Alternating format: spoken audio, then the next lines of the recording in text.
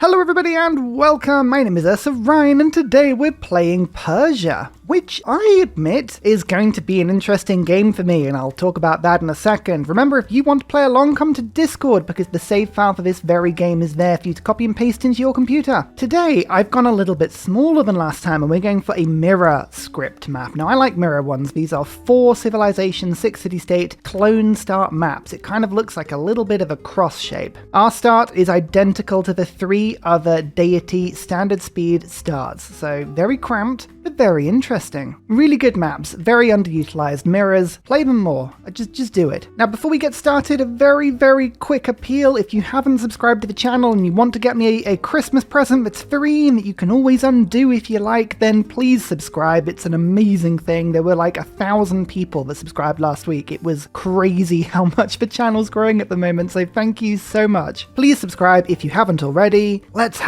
just get into the game. Come on, enough of that. Persia. Okay, now, we've played 2 civs already in this update. We played the Ottomans and we played Japan. Both of those civs I rate as S tier, and I really like them. Persia, I've never really got on with them. And actually, they were a complete mystery to me, because when I did my tier list video, I rated Persia pretty low down. They just, as I say, I'm not, like, I see the benefit in them, but they just were not a civ that gelled well with my playstyle. But interestingly, when you look at blended lists of people's tier lists, people rate Persia highly. Like, if not top tier, then at least the tier below. Like, people really like Persia. Clearly, there is something I am missing, and I'm looking forward to discovering what that is and giving them a really good go again. But will Nader Shah be the person to help me? Cyrus is gone. Cyrus is long gone, and we no longer have the 2 movement speed on surprise wars and the stuff that come with that. No. Instead, we have the opposite of the Scythian ability. We have the Sword of Persia, plus 5 combat strength, but only when attacking full health units. I'm really looking forward to seeing how useful that actually is in combat. In theory, every single unit will be on full health when it begins combat. And remember, it's attacking. It's the person you are attacking, not your unit, but the target. So if anything, as a unit gets weaker, we get weaker against it. It's a really strange one to get your head around, but I'm looking forward to seeing what happens. Cities not founded by me receive 2 faith and 3 gold on domestic trade routes. Now, I'm looking forward to seeing how this plays out. I think that is a yield that gets added to the trade route as opposed to being a yield that gets received by the city you're trading to. I think it's that way around, but we will double check that as we play the game. And in theory, that 2 faith and 3 gold, as long as the city is not founded by you, aka loyalty or domination has claimed a city for you, that will stack with the 2 gold and 1 culture for trade routes between your own cities. So as long as I trade between 2 of my own cities and one of them was conquered, I would get, in theory, 5 gold, 2 faith, and 1 culture. Now, there are a lot of things that need to work for this to happen, and honestly, I'm not entirely sure how good this ability is. Especially, and this is what mystifies me, it feels really underplayed when you have a release that also has Tokugawa in it. Like, we have just played the New Japan with domestic trade routes that are so much better than this. So, let's see how this stacks up. Is there something here that I am missing? Because reading this down, looking at it on paper, it doesn't feel that good. I think it's probably going to be better than we think it is. Usual other Persia stuff, you have trade route, extra trade route with political philosophy, it's handy. Faster routes, yeah, okay, I guess that's good. Immortals, people really like Immortals. They're okay. Like, they're good, don't get me wrong, but the fact that they cost iron is just annoying to me. And we also get a unique Persia improvement that gives culture and gold and extra stuff if you slap it down next to city centers, theater squares, holy sites, commercial hubs, all that stuff. Yeah, this Persia's a really strange one. This is almost a cultural Persia, or a religious Persia. I'd actually see our religious units using Sword of Persia. I think it works on that. We will test it, but I'm not going to go for a religious victory on a mirror map. 4-player maps are notoriously bad for the AI actually playing religion well. Often what you do is you make a religion and no one else will. So we're going to be going for a little bit of domination, seeing how the Sword of Persia plays out, capture a couple of cities, trade from them. Hey, you never know, it might go well. And actually using my unique improvement to get a bit bit of early game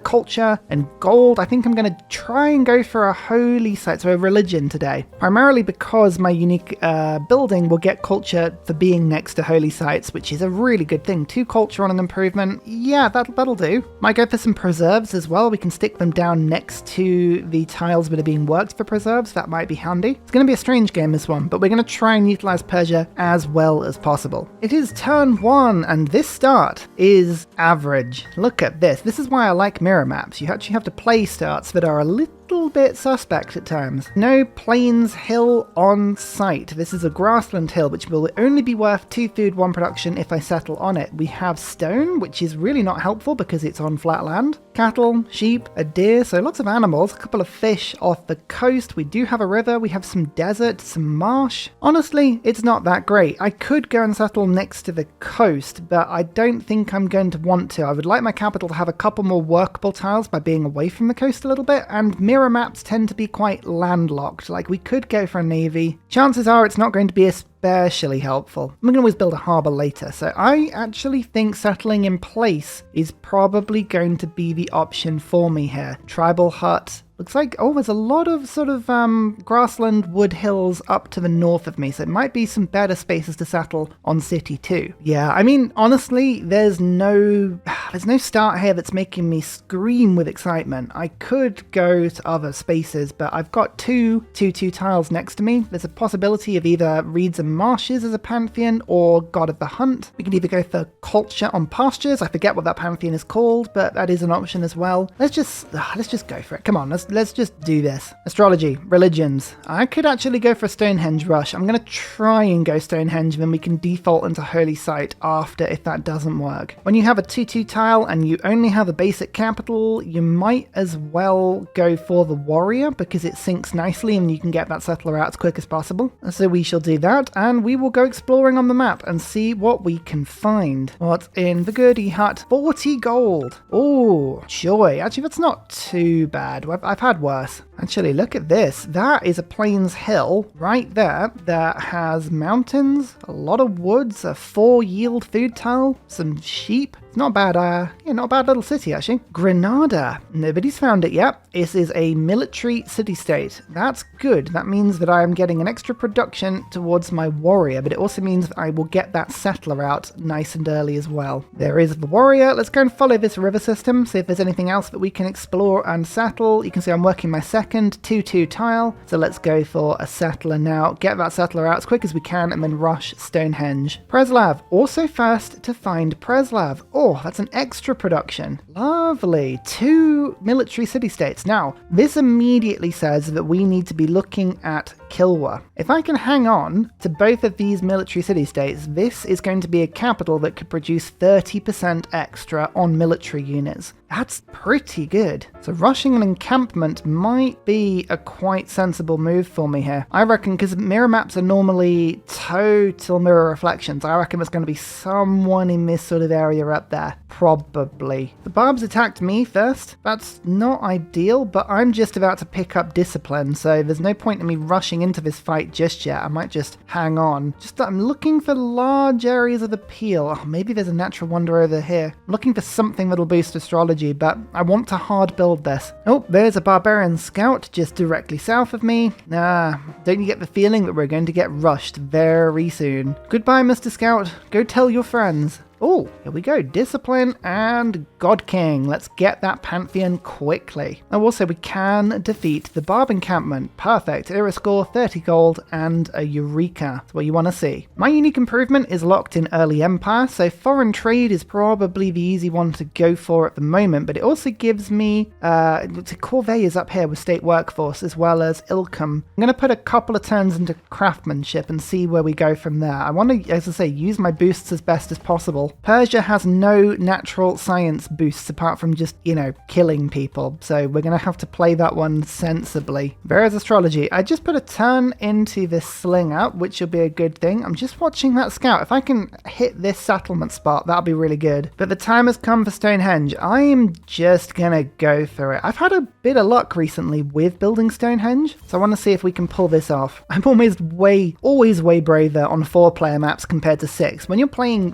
these sort sort of Civ games, obviously it makes a lot of sense. Go for wonders more regularly on smaller maps because there's less people likely to, take them from you. I just got a recon unit there, which is amazing. You can go and escort the settler. And I have a little bit of gold. I was hoping to save up for a builder, but I could buy a slinger if needed. Now, there are no improvements in my capital, and the Stonehenge is being built a little bit away. In theory, Barbs can rush me here. They can absolutely rush me, and I don't really mind, because honestly, they can't take the city. It's my second city that I'm going to be more interested in keeping. One more tribal hut. What's in this one? An envoy. Okay, so we actually have a bit of ammunition here. If I can take one more envoy with a city-state, which a trade route might do, or get a great profit, we can suzerain one of these city-states. That would be very handy. Oh, there's the wonder. Right in the middle of the map, I think this is going to be the central point of the mirror map, so I reckon we're going to have somebody there. And then I found a new continent very recently. Yes, I reckon that's the mirror split, so there'll be somebody there and somebody there. That's my guess. Normally these maps are pretty predictable if you know what to look for. Yeah, and as feared, you can see the Barbs are now swarming my capital, but as long as they just keep attacking it, there's very little they'll be able to do to me. City number 2, anyway. There we go. Tarsus. A beautiful city, and I can immediately put down a holy site, which I'm very tempted to do. Now, can you guess which religion I'm going to go for? Yes, it will be Feed the World. We actually haven't gone for it in a few series, and I believe Feed the World will be very, very handy with domination and also getting lots of faith, combining it with my Sword of Persia ability. Obviously building the holy sites in order to get my unique improvements to give me more culture, but my aim is effectively to get the Grandmaster's Chapel a little bit later into the game and start to do some lovely things with that. Buying in units is often way, way cheaper than having to make them yourself. Germany. Okay, quite a military heavy city or nation, I should say. Look, don't worry about the Barbs. They can't kill your capital. It always feels a lot scarier than it actually is. Germany are up there. Okay, perfect. So that kind of sort of confirms half of what I was thinking about the map. Oh, there's a lot of desert over here, but that is a campus if ever I've seen one. Scythia. Oh dear.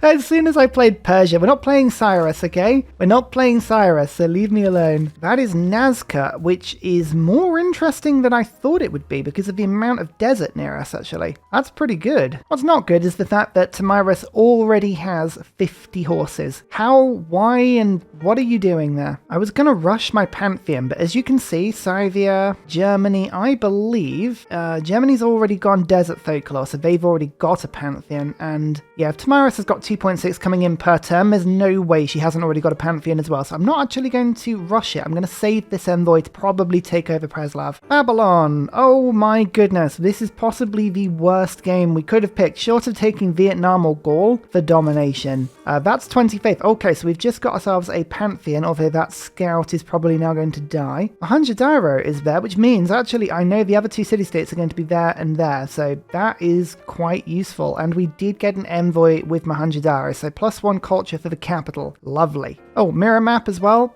We met everybody first, so we have 5 era score from that. Very handy. Yep. Goodbye, scout. Goodbye. Well, you got me a Pantheon, and that's what matters. Okay, I hard built myself a scout. Sorry, a slinger, because there we go. Bronze working and also archery boosted. We will resume going for Stonehenge now. This is a very, very desert heavy map. A very desert heavy map, and I'm looking at marsh, and already there's a bunch of marsh around all the cities I've founded so far. So for me, reeds and marshes is a really good choice because that would immediately be another 2 production for both of these cities. In fact, actually, I could immediately go for another 2 production, so it could be 6 extra production from one Pantheon already. That is better than Monument to the Gods in terms of getting Stonehenge out quicker, I think. Free Builder is useful, but I'm probably going to get one from a scout camp, a tribal hut eventually, you would hope. River Goddess is always good with the holy sites. I do have a lot of rivers around me, but I don't need to rush amenities and housing this game. We're not going for like a really, really holy site centric. I think getting Stonehenge quickly is a good thing. So let's go for reeds and marshes. Let's just do it. Yeah, hell yeah, look at that. Oh, we've taken 4 turns off the holy side and 4 turns off Stonehenge already. That is what you like to see. And hopefully we'll pick that tile up in a second as well. What tile are we working? A 2-2. So if I were to get this tile manually, I'd only get 1 extra food into that city. Like, I won't lie, this is more of a capital to me right now. I feel like I have better growth potential here because of this amazing tile. I've got a couple of marshes around. Like, this is not a bad city at all. Jerusalem. Okay, 2 faith city-states. Yeah, this is really pushing me towards a war faith game. Now, I'm not going to go crusade today because I don't want to spend the faith getting my religion to elsewhere. I'd rather instead go down Reformed Church to give myself a faith discount on purchases, and also going for, where is it? Wars of Religion. Wars of Religion combined probably with an oligarchy boost to troops, although I don't necessarily need that card.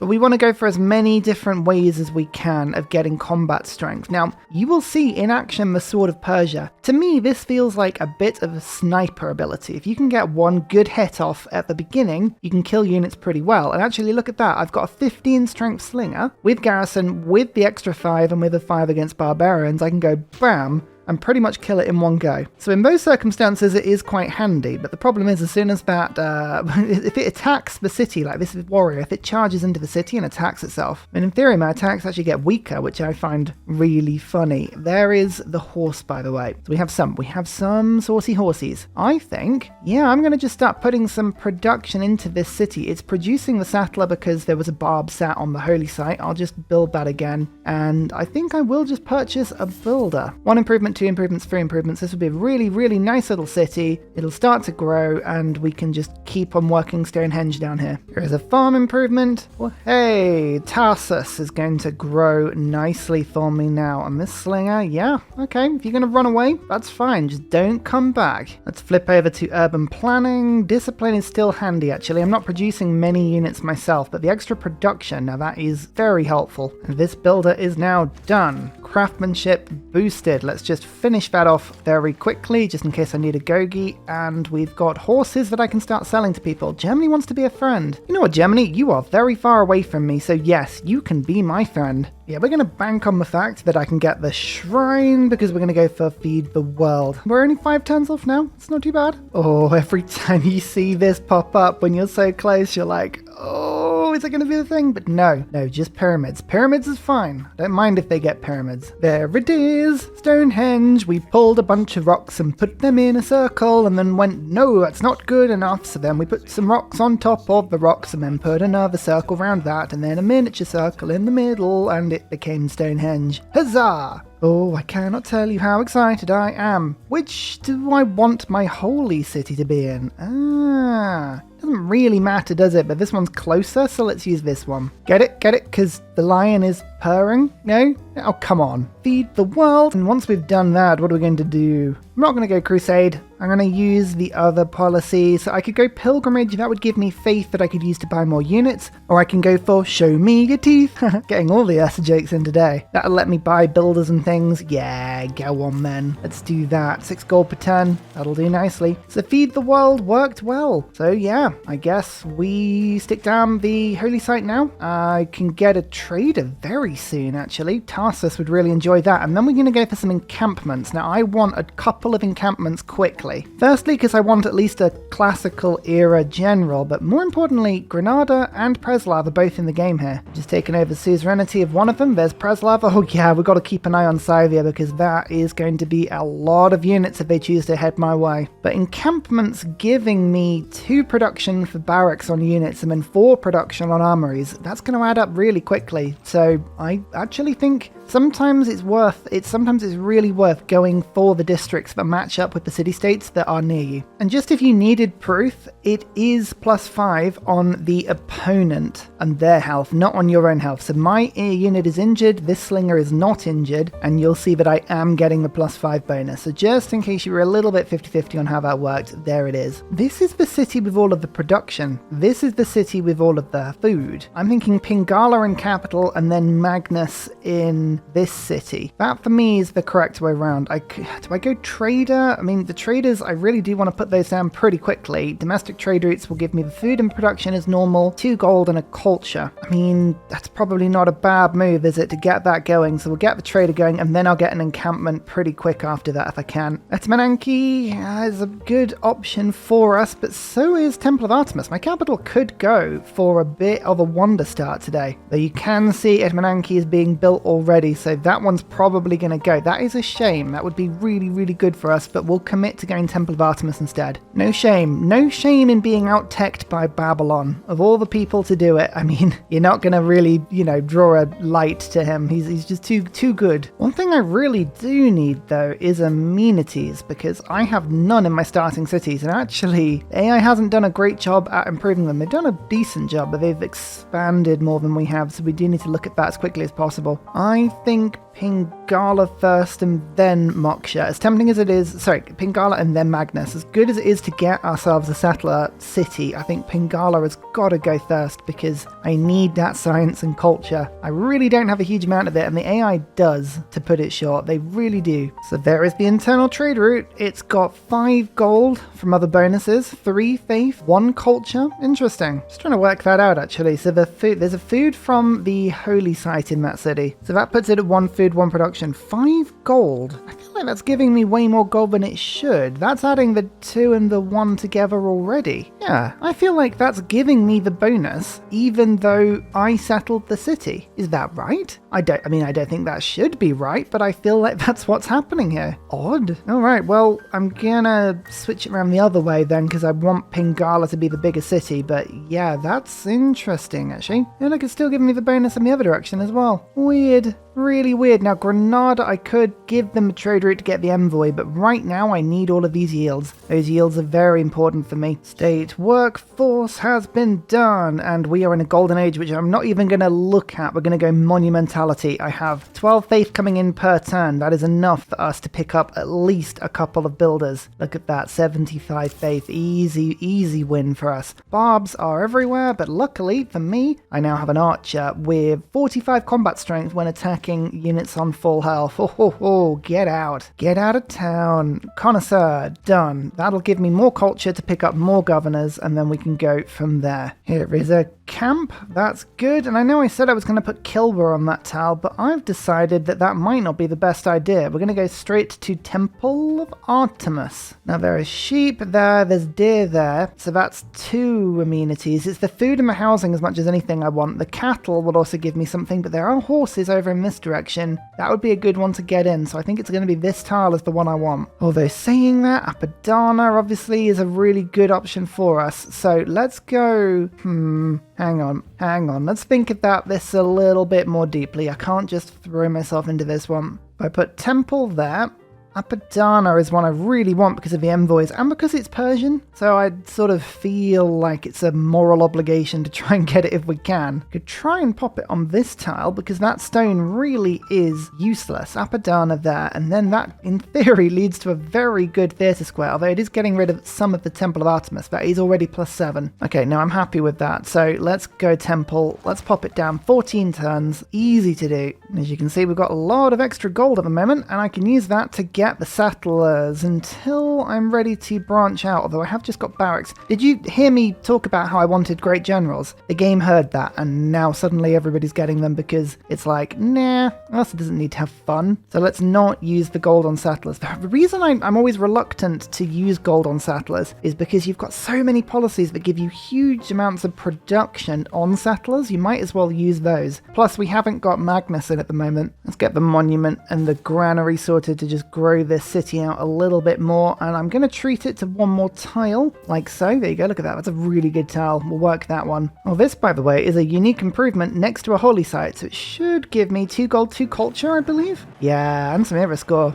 Beautiful. Okay, this will help me just burst through to those early governments. Scythia has declared a formal war against me. All their troops are over there. It means they're probably going to be killing Preslav, which is not ideal. but those horsemen are so much more powerful than anything I can throw into the game at the moment. Immortals have suddenly become a very important aspect of my city defense. Let's get this builder, let's sort out those strategics, get the iron in, that'll help massively, and in the meantime, I really need you to go away, barbarians. This is not the time. Oh wow, they just appeared from nowhere. Oh, that's not good. Tarsus is totally exposed now, and they've just blocked off my opportunity to get to... they've blocked off my opportunity to get to that iron. That is sneaky. There is some more down there, but it's expensive to get to, but at the moment, I have no choice. Both of the AIs have met Tamiris, so they may want in. I mean, unfortunately, Tamiris has quite a bit of army and they can produce it very quickly, so the AI doesn't want to go anywhere near that. I don't blame them, to be fair. I've unlocked Spearmen. That will be 30 strength against the Horsemen, and I'll be able to do some pretty decent attacks on it. I mean, Tarsus, right now, I think defenses in the city. Build a quarry. Oh, we've got to be able to do that. We do have some stone I can build quickly. I mean, then this at the very minimum increases the city strength. Doesn't do a huge amount. That's the problem. Tamiris is just going to run in here. We're going to have to go full combat mode. Okay, oligarchy. Let's grab this quickly. Discipline. Oh, I really want discipline, but Agogi is more important. We need to get the card that gives our cities more strength as quickly as we can as well. Let's go conscription. Not going to be too effective right now, but that will stack up very quickly. Urban planning is good. And charismatic leader to try and grab Granada. If we can make a good city-state barrier here, this might be the best thing that we can do. So, which is better to go for? Masonry for walls or ironworking? I think masonry's got to be the play here. So I'll buy in the Spearman. That gives me 19 combat strength. That is not anywhere near as high as I would want it to be. Okay, fine. We'll go then to just churn out some Spearmen. I'm going to have to do this with both cities. Military tradition as quickly as we can. That will give me the Great General, and that will be a little bit handy if I can pick that up. But look, they're just going to hit Tarsus now, and oh yeah, that's strong. There's nothing I can do to stop that. Oh, the Spearman in the city is 29 strength. That is a little stronger. So we'll bring the archer up. I'll bring the warrior up. We've just got to hope that the barbarians are not going to cause me too much issue here. No, we're going to have to go desperate. Let's just chop this now. 39 production. Bam. There we go. There's another spearman. And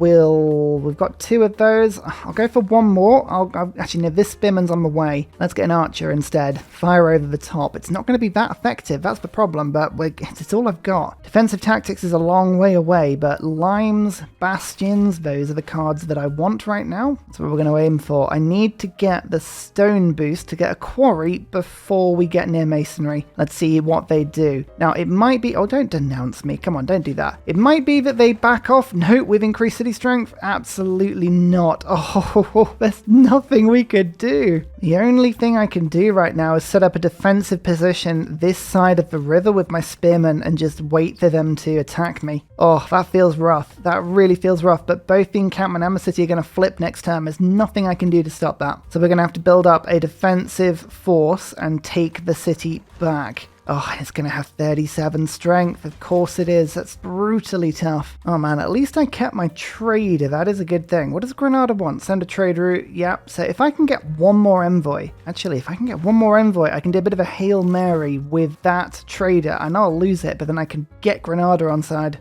Preslav is stopping reinforcements. Yeah, I mean, maybe I'm going to have to peace out and hope that I can take Tarsus back. It's such a good city. I really want that back. The only good thing to come out of this is that they chose not to raise it to the floor. They very easily could have done that, and I would not have been able to do anything to stop it. Now, I think I might take the encampment out before walls get put up. That is something. Yeah, the trader, I'm going to have to wait for a bit. Okay, the horsemen are attacking my units, but they are coming to play. They are attacking me right now. That is not a bad circumstance for me. Let's get the archer to fire. Then I can get the spearman. There we go, to finish that kill. Look at that. Military tactics boosted. Looking good. There's the quarry that gives me masonry.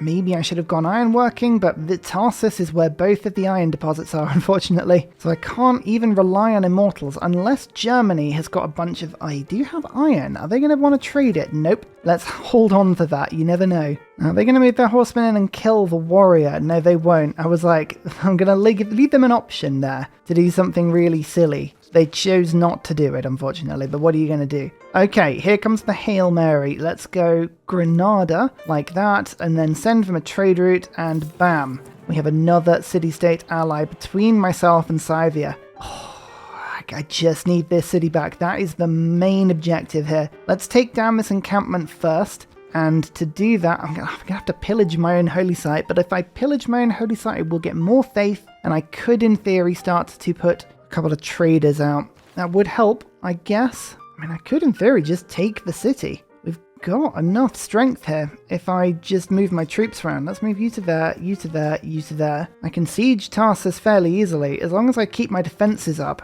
This is not an unsalvageable position. Oh, I knew reinforcements were on the way, but... actually, that's not too bad what they've done that. They've moved the horsemen somewhere that can be attacked by not just my archer, but also this warrior, which is pretty useful. Or the archer there. Okay. Do a bit of a switcheroo, and then I can go 1 attack, 2 attacks? Yes, perfect. And then pillage heal. Move you to there, move you to there. Tarsus, I think I'm going to be able to surround this. These spearmen are very, very good antidotes to the horseman rush. I'm doing a nice job there. Now, do I get the walls around my capital? I mean, ultimately, if I lose my capital, I've lost, right? So it doesn't really matter at all. I think I'd probably rather, as I've got a Gogi up right now, let's get the chop onto the spearman like that. Look at that, perfect. And now that spearman can front up. Look, we trade really, really favorably with horsemen. I have +10 and +4 from oligarchy. That is not bad at all. Let's get another spearman out. Spearmen are by far the strongest troops that I can wield right now. So Tarsus is...